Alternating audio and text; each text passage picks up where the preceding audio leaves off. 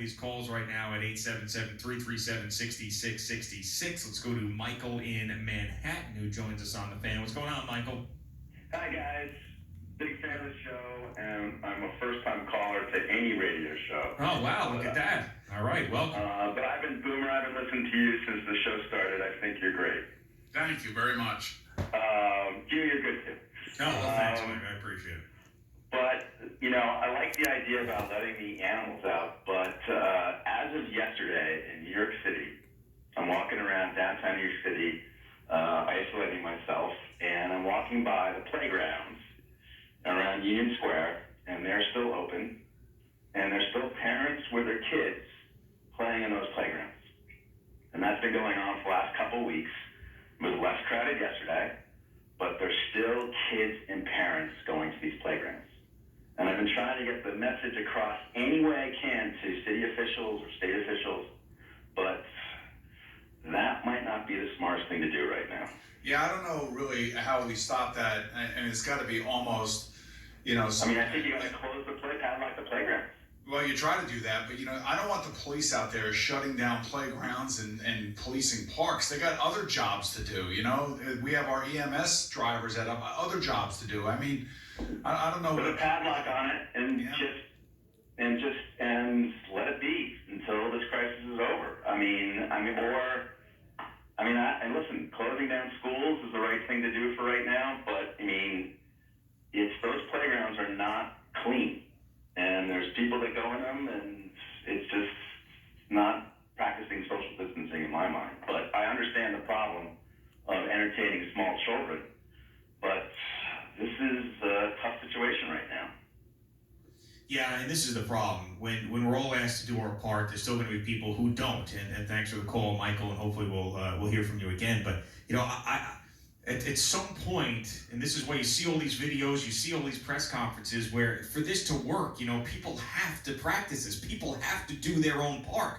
I know the governor and the mayor and the federal level, everybody's been telling you this, but to go and shut down every playground now, to go out there and to make sure that every park you can't get into because people are congregating in the parks. At some point, we have to trust one another to be able to do this, and it's not happening. And that's the thing that's so frustrating about it, that a lot of onus is on the individual to be able to do this stuff. And we're still not doing it at the level that we need to do it. But if there is a way that you can lock some of these playgrounds, that'd be great if you could do that and not have people get in there any longer with their kids. But also, think about the governor talking about all the parks. He was visiting parks just a couple of days ago. So it's nuts how many people are still. Well, it's the small parks that they're worried about. It's not the big parks. It's not Central Park. There's plenty of room in there to walk around, stay away from people. Get in a little bit of your exercise, go out when it's a nice day out and enjoy it. But to sit around with, 25 people in a circle or play basketball or do something, play baseball even for that matter, you're not helping matters. That's what they're trying to get to. And everybody has to try to be as practical and as real about what we're dealing with. And, I know it's tough when you have little kids, and I know it's even tougher probably for parents of teenagers, that age between 14 and 18, where they're stuck at home, and it's got to be miserable. They all want to go hang out with their friends. They all want to be, doing something with them. And I know that that's got to be incredibly difficult for those parents, and especially when the parents are trying to work from home. And there's all sorts of things you can do, but I don't know. It's just an extremely difficult situation for everybody. And we're all in it together, as every single PSA that I have seen from every celebrity, from what CBS has been putting out, from people that are on TV with us and the NFL and the NCAA and everything else, everybody's saying the same thing. We're all in this together. We just got to pull together and kind of stay away from each other as best we can. Let's go to Rob, who's in Bergen County. What's happening, Rob?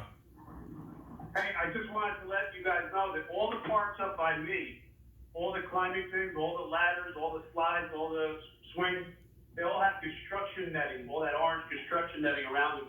So you can't even play on them either if you wanted to.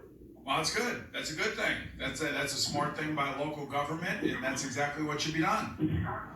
Absolutely. Yep. All right. Thanks for the heads up, man. I appreciate it. That's certainly one way to do it. Yeah. It's still shocking to me that we're at this point still and people are still congregating in certain places. But Just remember though, it all comes down to local government. So the president can say what he says. The governors, 50 of them, can all say what they say.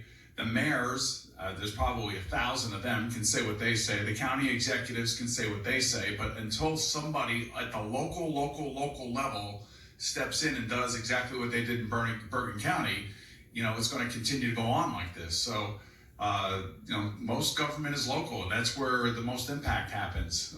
So hopefully, local governments are doing their part, and I think they're trying. I just think that they're probably understaffed and overworked, and everybody's just pushing to the limit right now.